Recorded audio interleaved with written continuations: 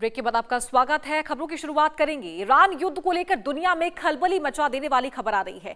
Trump ने Hormuz नाकाबंदी पर ईरान को 48 घंटे का अल्टीमेटम दे दिया है और धमकी भरे अंदाज में कह दिया है कि बात नहीं मानी जाती तो बिजली संयंत्रों पर हमला होगा, तबाही आएगी। ये जल मार्ग वैश्विक तेल आपूर्ति के लिए बेहद अहम है और इसके बंद होने से तेल की कीमतें $100 पार पहुंच गई है।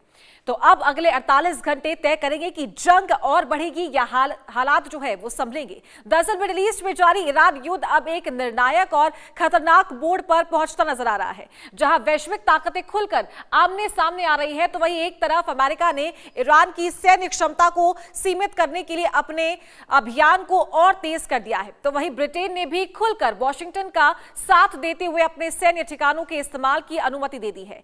ब्रिटेन की प्रधानमंत्री कीर स्टारमर के कार्यालय से जारी बयान में स्पष्ट किया गया कि ईरान द्वारा अपने हमलों का दायरा बढ़ाकर अंतर्राष्ट्रीय जहाजरानी को निशाना बनाना गंभीर चिंता का विषय है और इसके जवाब में सामूहिक आत्मरक्षा के तहत अमेरिका को यह समर्थन दिया गया है। तो दूसरी तरफ रूस ने इस संघर्ष में अपना रुख साफ कर दिया है।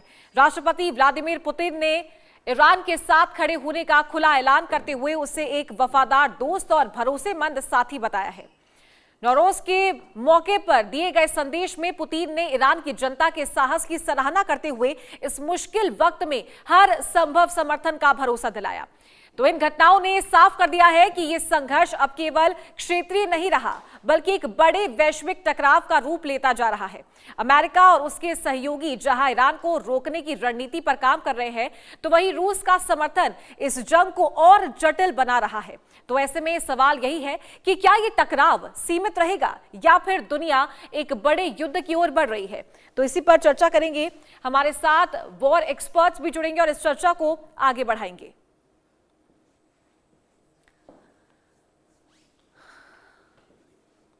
तो चलिए ग्राफिक्स के जरिए आपको समझाते हैं कि अभी ये जो जंग है ये किस मोड़ पर है। तो सपोर्ट की होड़ और जंग में नया मोड़, जंग में बड़ा जियोपॉलिटिकल मोड़ आने वाला है। ग्राफिक्स के जरिए आपको पूरी स्थिति समझा रहे हैं। यूके ने यूएस को बेस इस्तेमाल करने की मंजूरी दे दी है, इस पर भी ईरान खफा नजर आ रहा है। तो ईरान के खिलाफ सैन्य जो दबाव है उसे तेज कर दिया गया है। साथ ही तो रूस ने खुलकर ईरान का साथ दे दिया है, यानी कि रूस पूरी तरीके से सपोर्ट करता हुआ नजर आ रहा है अब ईरान का, और मुश्किल वक्त में साथ देने का पुतिन ने वादा किया है, यानी कि ईरान के सपोर्ट में है खुलकर रूस। तो मिडिल ईस्ट में टकराव और ज्यादा गहराता हुआ नजर आ रहा है। तो चलिए इस चर्चा को आगे बढ़ाएंगे। हमारे साथ गेस्ट भी जुड़ रहे हैं। कर्नल टीपी त्यागी जी हमारे साथ जुड़ रहे हैं, रिटायर्ड रक्षा विशेषज्ञ। सर बहुत स्वागत है आपका। साथ ही रवि अरोड़ा विदेश मामलों की जानकार हैं। रवि अरोड़ा जी आपका भी बहुत बहुत स्वागत है। तो सबसे पहले कर्नल टीपी त्यागी जी मैं आपका रुख करना चाहूंगी कि किस मोड़ पर अब ये जंग जाती हुई नजर आ रही है। 23वां दिन है, लगातार हमले हो रहे हैं, परमाणु केंद्रों को निशाना बनाया जा रहा है अब।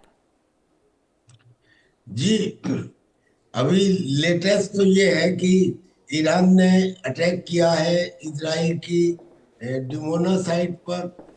दरअसल में न्यूक्लियर साइट पर ये अटैक नहीं लगता, बल्कि ये अटैक लगता है शहर पर और उस शहर के पास जो दूसरा शहर है अरद, उसके ऊपर। करीब 10 लोग गंभीर रूप से घायल हैं। ये तो एक बात। उधर ट्रंप ने ये कहा है कि अगर 48 घंटे में बिना शर्त के, बिना धमकाए हुए अगर ईरान पूरी तरह से स्ट्रेट ऑफ हॉर्मुज को नहीं खोलता है तो हम उसके पावर स्टेशंस के ऊपर हमला करेंगे। अच्छा, पावर स्टेशन पर हमले का मतलब ये है कि वहां का बिजली पानी बंद हो जाएगा, इंटरनेट वहां पर पहले से ही बंद है, डिस्ट्रक्शन वहां पर रोजाना अनअबेटेड चल रहा है।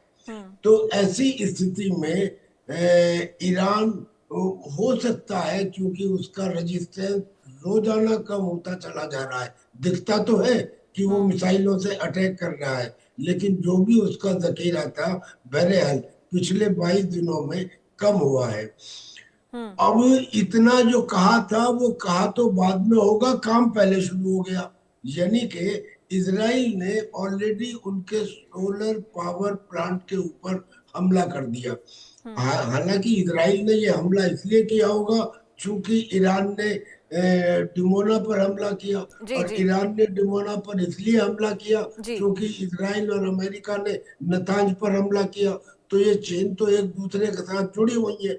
लेकिन जो ट्रंप ने कहा, अभी तो 48 घंटे हुए भी नहीं है और हम्म। इसराइल ने उनके सोलर प्लांट पर पहले ही हमला कर दिया है। हम्म। यानी कि ये सिचुएशन ईरान के लिए अनबियरेबल हो जाएगी कि अगर वहां का बिजली पानी बंद हो, और प्लस जो डिस्ट्रक्शन हो रहा है, और वो डिस्ट्रक्शन भी उन बमों से जिनमें ड्रोन की तरह कुछ केजी एक्सप्लोसिव नहीं है, या जिनमें मिसाइल की तरह क्विंटल में एक्सप्लोसिव नहीं है, जिनमें टनों में बारूद है। उन बारूदों से करीब करीब 20,000 से ज्यादा ईरान में के 200 शहरों में हमले हो चुके हैं जी। अमेरिका और इसराइल के द्वारा। तो ऐसी डिस्ट्रक्शन की स्थिति में अगर बिजली पानी भी बंद हो जाए तो फिर क्या होगा? जनता त्राही त्राही करेगी। मैं समझता हूं कि अब ये युद्ध कल्मिनेशन की तरफ बढ़ रहा है। या तो 48 घंटे के बाद खर के ऊपर हमला होगा, केशव आइलैंड के ऊपर हमला होगा, जिसकी तैयारी अमेरिका कर चुका है। वो बता चुका है कि उसका यूएसए त्रिपोली और 3 डिस्ट्रॉयर और 2000 से ज्यादा मेरिनर्स वहां पर पहुंच रहे हैं। तो या तो ये होगा, और या ये होगा कि ईरान इस मामले में स्ट्रेट ऑफ हॉर्मुज को खोल देगा, क्योंकि अब वर्ल्ड ओपिनियन उसके खिलाफ हो गई है। शुरू में नहीं थी। जब भी कभी दो लोगों में लड़ाई होती है तो ज्यादातर लोगों का झुकाव कमजोर की तरफ होता है। ईरान को कमजोर समझा जा रहा था, लेकिन आज जो ईरान ने स्ट्रेट ऑफ हॉर्मुज को बंद किया है, इससे कोई देश कनेक्टेड हो या ना कनेक्टेड हो, उस पर प्रभाव जरूर पड़ रहा है, और जी जी। प्रभाव है प्रभाव उसके घर तक पहुंच रहा है। लिहाजा आज वर्ल्ड ओपिनियन अमेरिका के खिलाफ नहीं है, ईरान के खिलाफ है। लिहाजा हो सकता है कि ठीक ईरान है। अगले 48 घंटे में कोई रीजनेबल डिसीजन ले। ठीक है। रवि जी, मैं आपके पास आऊंगी, लेकिन उससे पहले एक बड़ी खबर आ रही है। बड़ी खबर का रुख कर लेते हैं। इस वक्त की बड़ी जानकारी आपको दे दें, हॉर्मुज पर संभावित कार्रवाई के बीच ये बड़ी